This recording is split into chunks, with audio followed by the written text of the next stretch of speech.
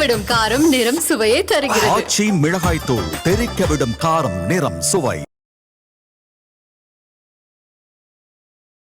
பாகிஸ்தான் இராணுவ ஆட்சியின் கீழ் செல்கிறது அப்படிங்கிறது தான் மிக முக்கியமான ஒரு செய்தி. அமெரிக்கா அப்படிங்கிற அந்த நாடு இந்த உலக நாடுகளுக்கு ஒரு மிக முக்கியமான ஒரு கருத்தை, ஒரு மெசேஜை சொல்ல விரும்புறாங்க. அசிம் முனிர் எங்களுடைய ஆளு, பாகிஸ்தான் இனிமேல் முழுக்க முழுக்க எங்க கண்ட்ரோல தான் இருக்கும் அப்படிங்கிற மெசேஜை வெள்ளை மாளிகை எப்போ பாஸ் பண்ணிட்டாங்க. இப்போ அதுக்கான சிக்னல்ஸ் கிடைக்க ஆரம்பிச்சிருக்கு. இந்த ராணுவ ஆட்சி வர்றதுக்கான ஒரு பரிபூரண அந்த ஆசீர்வாதம் அப்படிங்கிறது அசிம் முனிருக்கு ட்ரம்ப் கீழிருந்து வழங்கப்பட்டிருக்கலாம். இத்தனை விஷயங்களை கடந்து இந்த நபர் பாகிஸ்தானுடைய ஒற்றை சக்தியாக தற்போது மாறி இருக்கிறார். இது யாருக்கான ஆபத்து அப்படின்னா, ஃபர்ஸ்ட் இந்த ஆபத்து அப்படிங்கிறது பாகிஸ்தான் மக்களுக்கான ஆபத்து. தூங்கும் போது கூட அசிம் முனிருக்கு மைண்ட் எல்லாமே காஷ்மீர்ல தான் இருக்கும். பஹல்காம் தாக்குதலுக்கு ஒரு 2 வாரங்களுக்கு முன்பாக இதே நபர் தான் காஷ்மீர் தொடர்பாக பேசினார். இதே நபர் தான் இந்தியாவில் சிறுபான்மையின மக்கள் பாதிக்கப்படுறாங்கன்னு பேசினார். இதே நபர் தான் இந்தியர்கள் வேற, இந்துக்கள் வேற, நாம வேற அப்படின்னு சொல்லிட்டு பேசினார். சோ முழுக்க முழுக்க ஒரு அடிப்படைவாத சிந்தனை கொண்ட ஒரு நபர், அவர் கையில முழுக்க முழுக்க அந்த நாட்டுடைய அதிகாரம் போகுது அப்படின்னா அது எந்த அளவுக்கு ஒரு மோசமான விஷயமா மாறும் அப்படிங்கறத நம்ம வரும் நாட்கள்ல மிக நிச்சயமாக பார்க்க போறோம். Operation Sindoor 2.0 is loading. Aadhan நேயர்களுக்கு அன்பு வணக்கம். பாகிஸ்தான் இராணுவ ஆட்சியின் கீழ் செல்கிறது அப்படிங்கிறது தான் மிக முக்கியமான ஒரு செய்தி. இந்த செய்தி பல்வேறு தரப்புல இருந்து வந்திருக்கும். நீங்களும் இதை பார்த்து கடந்து வந்திருப்பீங்க. ஆனா பாகிஸ்தான்ல இராணுவ ஆட்சி ஏற்பட்டுச்சு அப்படின்னா அதனால இந்தியாவுக்கு இருக்கக்கூடிய பாதிப்புகள் என்னென்ன, பாகிஸ்தான் அடுத்த கட்டமா என்ன மாதிரியான நகரும் உள்ளிட்ட பல்வேறு கேள்விகள் எழுந்திருக்கு. குறிப்பா ஆபரேஷன் சிந்தூருக்கு பிறகு இந்தியாவுடைய அணுகுமுறை, அதுவும் குறிப்பா அந்த தீவிரவாதத்தை இந்தியா அணுகும் விதம் அப்படிங்கிறது முழுக்க முழுக்க மாறி இருக்கு. அதுக்கு பல்வேறு சான்றுகளும் இருக்கு. இப்போ பாகிஸ்தான் என்ற நாடு அசிம் முனிர் அப்படிங்கிற ஒரு நபர், அவர் கீழே முழுக்க முழுக்க போகுது அப்படிங்கிற அந்த ஒரு தகவல் தான் வெளியே இருக்கு. இது ஏன் நடக்குது, இதுக்கு பின்னாடி இருக்கக்கூடிய சர்வதேச சக்திகள் என்னென்ன, இந்தியா வரும் நாட்கள்ல எதிர்கொள்ள போற மிகப்பெரிய சவால்கள் என்னென்ன அப்படிங்கிறத இந்த பதிவில் நம்ம விரிவா பார்ப்போம். முதல் விஷயம், பாகிஸ்தான்ல ராணுவ ஆட்சி புரிதா அப்படின்னு கேட்டா நிச்சயமா கிடையாது. பாகிஸ்தானையும் ராணுவத்தையும் பிரிச்சே பார்க்க முடியாது. பாகிஸ்தான்ல ஜனநாயக ஆட்சி அப்படி இருந்துச்சு அப்படின்னா அது ஜின்னா அவர்களுடைய காலத்துல ஒரு சிறிது காலம் இருந்தது அப்படின்ட்டு சொல்லலாம். அதன் பிறகு முழுக்க முழுக்க ராணுவம், அதுக்கப்புறம் அவங்களுடைய உளவு அமைப்பான ISI, இந்த ரெண்டோடைய கட்டுப்பாட்டில் தான் முழுக்க முழுக்க பாகிஸ்தானுடைய அந்த அரசாங்க கட்டமைப்பே இயங்குச்சு அப்படின்னா அது மிக இல்லை. இதுல எந்தெந்த வருஷம்லாம் பாகிஸ்தான்ல ராணுவ ஆட்சி இருந்திருக்கு அப்படின்னு பார்ப்போம். 1958ஆம் ஆண்டு முதல் 1971 வரை ராணுவ ஆட்சி. 1977 1988 வரைக்கும் ராணுவ ஆட்சி. 1999 முதல் 2008 வரை ராணுவ ஆட்சி. அப்ப பாருங்க, இவங்களுடைய ஒட்டு மொத்தமான அந்த சுதந்திர பாகிஸ்தான் அப்படிங்கிற அந்த நிலையை எடுத்துக்கிட்டோம் அப்படின்னா கிட்டத்தட்ட ஒரு கால்வாசி பகுதி, கால்வாசிக்கும் மிக இல்லாத பகுதி இவங்க ராணுவ ஆட்சியின் கீழ் தான் பாகிஸ்தானே இருந்திருக்கு. சரி, இப்போ மீண்டும் ஒரு ராணுவ ஆட்சி வருது அப்படின்னா அது எந்த மாதிரி இருக்கும், இதன் பின்னணியில் இருக்கிறது என்னென்ன விஷயங்கள். இதுல அசிம் முனிர் அப்படிங்கிற அந்த நபர், அவரை ஒட்டி தான் இப்போ பல்வேறு விஷயங்கள் மாறிட்டு இருக்கு. மிக குறிப்பாக பாகிஸ்தானுடைய அயூப் கானுக்கு பிறகு ஃபீல்டு மார்ஷல் அப்படிங்கிற அந்த பட்டத்தை வாங்கிய 2வது நபர் பாகிஸ்தான்லேயே அசிம் முனிர் தான். இந்த அசிம் முனிர் அந்த ராணுவத்தில் இருந்தபோது, குறிப்பாக ISIல இருந்தபோது தான் இந்தியாவுக்கு பல்வேறு தாக்குதல் அப்படிங்கிறது நடந்தது. குறிப்பாக இந்த பாலாகோட்டில் நடந்த அந்த விஷயங்களாகட்டும், இப்போ நடந்த பஹல்காம் ஆகட்டும், இது எல்லாமே அசிம் முனிர் ஒரு முக்கியமான இடத்துல இருந்தபோது தான் இந்தியாவுக்கு எதிராக நடந்திருக்கு அப்படிங்கிற விஷயத்த ரொம்ப தெளிவாக பார்க்குறோம். ஸோ அயூப் கானுக்கு பிறகு இந்த நபர் தான் இப்போது அந்த மெயின் ஸ்ட்ரீமுக்கு வந்திருக்கிறார். இப்போ இந்த பாகிஸ்தானில் ராணுவ ஆட்சின்னு சொல்கிறது இந்தியாவில் இருக்கக்கூடிய ஜேர்னலிஸ்ட் தான் சொல்கிறாங்களா, இல்லை ஜியோ பொலிட்டிக்கல் எக்ஸ்பர்ட்ஸ் தான் சொல்கிறாங்களான்னா கிடையாது. பாகிஸ்தானுடைய ஒரு மூத்த பத்திரிகையாளர், அவர் அசார் சையத் அப்படிங்கிறவர், அவர் என்ன சொல்றார் அப்படின்னா, பாகிஸ்தான் அப்படிங்கிறது ராணுவ ஆட்சியை நோக்கி, அசிம் முனிர் தலைமையிலான அந்த ஆட்சியை நோக்கி நகர்ந்து கொண்டு இருக்கு அப்படின்னு சொல்லிட்டு அவர் ஓப்பனாக தான் பேசியிருக்கிறார். ஸோ அவங்களுடைய நாட்டிலேயே மிக தீவிரமாக இந்த பிரச்சாரம் அப்படிங்கிறது தொடங்கியாச்சு. அவங்க மினிஸ்டர்ஸ்லாம் அந்த மாதிரிலாம் ஒன்றுமே இல்லை என்னன்னு சொல்லிட்டு அப்படி என்னென்னதான் உருட்டினாலும் கூட இதுக்கு பின்னாடி இருக்கக்கூடிய விஷயங்கள் அப்படிங்கிறது ரொம்ப தெளிவாக இருக்கு அப்படிங்கிறத பார்க்குறோம். இப்போ என்ன மாதிரியான விஷயங்கள், குறிப்பா இந்த அசிம் முனிர் கீழே பாகிஸ்தானுடைய முழுக்க முழுக்க அந்த அரசு கட்டமைப்பு வந்துச்சு அப்படின்னா என்னென்ன மாதிரியான விஷயங்கள் நடக்க வாய்ப்பு இருக்கு அப்படிங்கிறத பார்ப்போம். ஃபர்ஸ்ட் எப்போவுமே பாகிஸ்தான் போன்ற ஒரு நாடு குறிப்பாக வந்து இந்த அவங்களுடைய அந்த பொருளாதாரத்திலும் சரி, அண்டை நாடுகள் நட்பு நாடுகள் இருக்கக்கூடிய அந்த உறவுகள்லையும் சரி, எல்லாத்திலுமே ஒருவித டவுன்ஃபாலை வந்து தொடர்ச்சியாக சந்தித்து வரக்கூடிய ஒரு நாடு இப்போ ராணுவ ஆட்சி கீழே போகுது. மிக குறிப்பாக ஏற்படக்கூடிய பிரச்சனைகள் என்னென்ன அப்படின்னா, ஃபர்ஸ்ட் பிரச்சனை பொலிட்டிக்கல் இம்ப்ளிகேஷன்ஸ். பொலிட்டிக்கல் இம்ப்ளிகேஷன்ஸ் அப்படிங்கிறது என்னன்னா, முழுக்க முழுக்க இந்த ஒரு அரசு ஜனநாயக ரீதியில் ஒரு அரசு இருந்துச்சு அப்படின்னா அங்க வந்து அதிகாரங்கள் பகிர்ந்து அளிக்கப்படும். அதிபர் இருப்பாரு, துணை அதிபர் இருப்பாரு, பிரதமர் இருப்பாரு, அமைச்சர்கள் இருப்பாங்க, அமைச்சர்கள் கீழே அதிகாரிகள் சொல்லிட்டு ஒரு மிகப்பெரிய ஒரு டீசென்ட்ரலைசேஷன் ஆஃப் பவர் அப்படிங்கிறது இருக்கும்.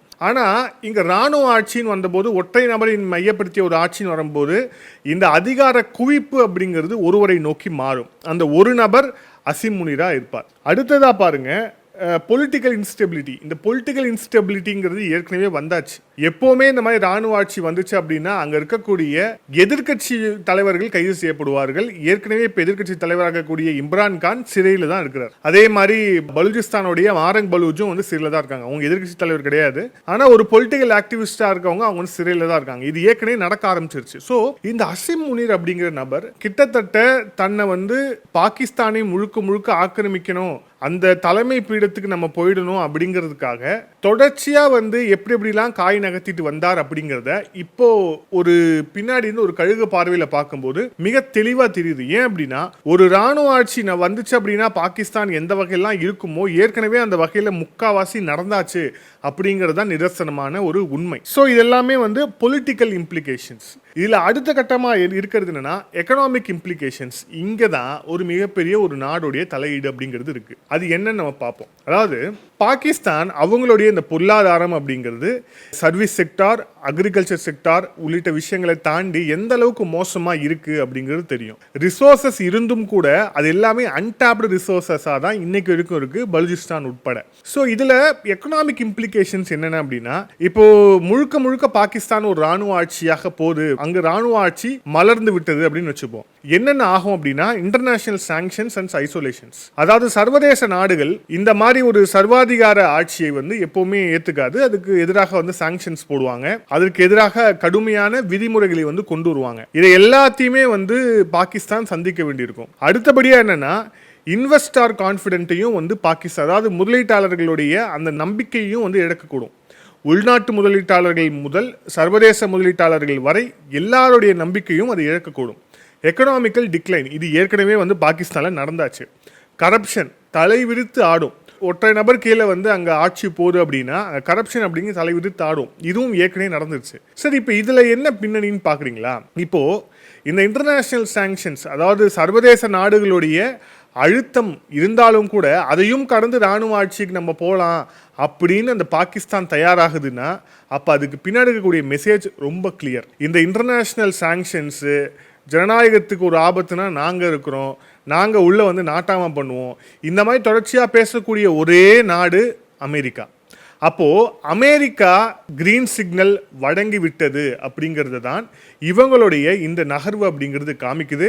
அமெரிக்காவுடைய கிரீன் சிக்னல் இல்லாமல் இந்த இன்டர்நேஷனல் சாங்ஷன்ஸ்க்கெலாம் பயம் இல்லைன்னு சொல்லிட்டு பாகிஸ்தான் ஒரு விஷயத்தில் இறங்குறது அப்படிங்கிறது இம்பாசிபிள், நடக்கவே நடக்காது. ஆனால் அவங்க அதுக்கு தயாராகிட்டாங்க அப்படின்னா அப்போது அமெரிக்கா இதை தெளிவாக பேக்கப் பண்ணுறாங்க அப்படிங்கிறது ரொம்ப தெளிவாக தெரியுது. அதே மாதிரி இந்த அசிம் முனீர் எப்போ வெள்ளை மாளிகையில் போய் உட்காந்துட்டு விருந்து சாப்பிட்டு மீண்டும் பாகிஸ்தானுக்கு திரும்பினாரோ அன்றே வந்து அமெரிக்கா அப்படிங்கிற அந்த நாடு இந்த உலக நாடுகளுக்கு ஒரு மிக முக்கியமான ஒரு கருத்தை, ஒரு மெசேஜை சொல்ல விரும்புகிறாங்க. அசிம் முனீர் எங்களுடைய ஆள், பாகிஸ்தான் இனிமேல் முழுக்க முழுக்க எங்கள் கண்ட்ரோலில் தான் இருக்கும் அப்படிங்கிற மெசேஜை வெள்ளை மாளிகை எப்போவோ பாஸ் பண்ணிட்டாங்க. இப்போது அதுக்கான சிக்னல்ஸ் வந்து கிடைக்க ஆரம்பிச்சிருக்கு. இந்த இராணுவ ஆட்சி வர்றதுக்கான ஒரு பரிபூரண அந்த ஆசீர்வாதம் அப்படிங்கிறது அசிம் முனீருக்கு ட்ரம்ப் கீழேருந்து வழங்கப்பட்டிருக்கலாம் அப்படிங்கிறது தான் ஜியோ பொலிட்டிக்கல் எக்ஸ்பர்ட்ஸ் வந்து கணிக்கக்கூடிய ஒரு விஷயமாக இருக்குது. ஓகே, இதில் அடுத்து முக்கியமான கன்சர்ன், அதில் நமக்கு இந்தியாவுக்கும் ஒரு மிகப்பெரிய கன்சர்ன் இருக்குது, சோஷியல் இம்ப்ளிகேஷன்ஸ். இந்த இராணுவ ஆட்சி வருவதால் சமூக ரீதியான இந்த பதற்றம் அப்படிங்கிறது பாகிஸ்தானில் அதிகரிக்கும். குறிப்பாக அங்க இருக்கக்கூடிய சிறுபான்மையினர் மக்கள் மீது ஏற்கனவே தாக்குதல் அடக்குமுறைங்கிறது போயிட்டு இருக்கு, இது இன்னும் அதிகரிக்கும் அப்படிங்கிறது தான் வந்து நம்பப்படுற ஒரு விஷயம். அதுக்கப்புறம் ஹெல்த் கேர் அண்ட் எஜுகேஷன். ஏற்கனவே பலூச்சிஸ்தான் போன்ற மாகாணத்தில் அவங்க வந்து என்ரோல்மெண்ட் ரேஷியோவே வந்து 50% கீழே இருக்குது. அதே மாதிரி அவங்களுடைய அந்த ஹெல்த் சிஸ்டமும் வந்து மிக மோசமாக இருக்குது. அதுக்கு வந்து மால் நியூட்ரிஷன் ரேஷியோ அவங்க எடுத்து பார்த்தாலே அவங்களுடைய ஹெல்த் சிஸ்டம் எந்த அளவுக்கு மோசமாக இருக்கும் அப்படின்னு நம்ம தெரிஞ்சுக்கலாம். பாகிஸ்தானில் இந்த ஆப்ரேஷன் சிந்தூருக்கு முன்பாக மிகப்பெரிய மேஜர் ஆப்ரேஷன் எது நடக்கணும் எது செய்யணும் அப்படின்னாலும் பாகிஸ்தானியர்கள் வரக்கூடிய அணுகக்கூடிய நாடாகவே வந்து இந்தியா தான் இருந்துச்சு. ஏன்னா அவங்க துபாய் உள்ளிட்ட நாடுகளுக்கு போகலாம், பட் அதெல்லாம் குவைட் எக்ஸ்பென்சிவ் அப்படிங்கிறதால அவங்க இந்தியாவுக்கு வரக்கூடிய ஒரு சூழல் தான் இருந்துச்சு. ஆனால் அதுக்கும் வந்து இப்போ ஒரு தடை அப்படிங்கிறது ஏற்பட்டிருக்கு. இதில் மிக முக்கியமாக அதுக்கு அடுத்து இன்க்ரீஸ்டு ரேடிகலைசேஷன், அடிப்படைவாதம் அப்படிங்கிறது மேலும் ஓங்கும். பாகிஸ்தான் என்பதே ஒரு அடிப்படைவாத நாடு அப்படிங்கிறதுல எந்த மாற்று கருத்தும் யாருக்குமே இருக்க முடியாது. ஏற்கனவே ஷியா சன்னி கான்ஃப்ளிக்ட் வந்து உள்ள போயிட்டு இருக்கு.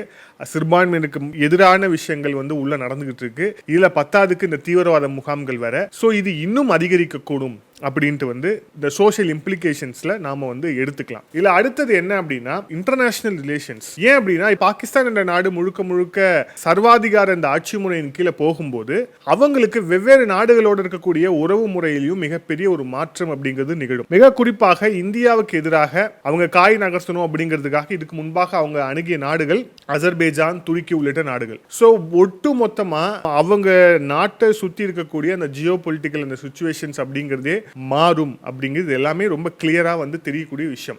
ஆனா இதுல இன்னொரு விஷயம் இருக்கு. பாகிஸ்தான் என்ற நாடு கடந்த காலங்களில் இந்த மாதிரி அசிம் முனீர் போன நபர்களை தொடர்ச்சியா பார்த்துக்கிட்டே தான் வந்திருக்கு. ஃபார் எக்ஸாம்பிள் 1999 2008 வரை அங்க வந்து அதிபராக இருந்தவர் பர்வேஸ் முஷரஃப். அவரும் வந்து ஒரு ஆர்மி ஜெனரல் தான். அவர் வந்து இந்த கார்கில் வாரை வந்து தூண்டி விட்டு நான் பெரிய ஆளு அப்படின்னு காமிச்சுக்கிட்ட ஒரு நபராக அவர் இருந்தார். அதுக்கு முன்பாக பார்த்தோம் அப்படின்னா அயூப் கான் 1965 இந்த காஷ்மீரில் ஒரு கான்ஃப்ளிக்டை வந்து உருவாக்கி நான் தான் பெரியாள் அப்படின்னு காமிச்சுக்கிட்டு அவர் வந்து ஆட்சி செய்தார். ஸோ இப்போ இந்த ஆப்ரேஷன் சிந்தூர் அப்படிங்கிற விஷயத்த இந்தியாவுக்கு எதிராக தான் போர் செய்கிறேன் அப்படிங்கிற விஷயத்த இந்த அசிம் முனீர் அப்படிங்கிற நபர் வந்து இந்த ஆப்ரேஷன் சிந்தூரில் வெளிப்படுத்தினது மூலயமா உள்நாட்டில் அசிம் முனீருக்கான சப்போர்ட் வந்து அதிகமாகுது. அதே டைமில் வெளிநாடுகள்லையும் குறிப்பாக அமெரிக்கா போன்ற நாடுகள்லையும் அவர் வந்து தன்னுடைய ஆதரவை வந்து பெருக்கிறார் அப்படிங்கிறத பார்க்குறோம். ஸோ ரொம்ப ரொம்ப கிளியரா இந்த அசிம் முனீர் அப்படிங்கிற நபர் எதை நோக்கி நகர்ந்து இருக்கிறார் அப்படின்னு, அதாவது ஸ்டார்டிங் ஃப்ரம் ஆர்மி கரியர், அதுக்கப்புறம் வந்து ஐஎஸ்ஐ, அதுக்கப்புறம் வந்து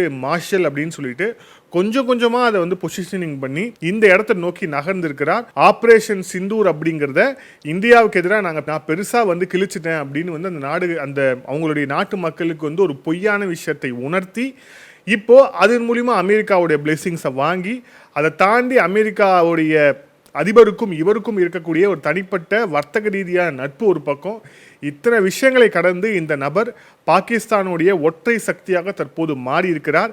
இது யாருக்கான ஆபத்து அப்படின்னா ஃபர்ஸ்ட் இந்த ஆபத்து அப்படிங்கிறது பாகிஸ்தான் மக்களுக்கான ஆபத்து. பாகிஸ்தான் எந்த அளவுக்கு மோசமா இருக்கு அப்படிங்கிற விஷயத்த இன்னும் வந்து அதிகமாக வந்து வரும் காலங்களில் வந்து எக்ஸ்போஸ் ஆக போகுது.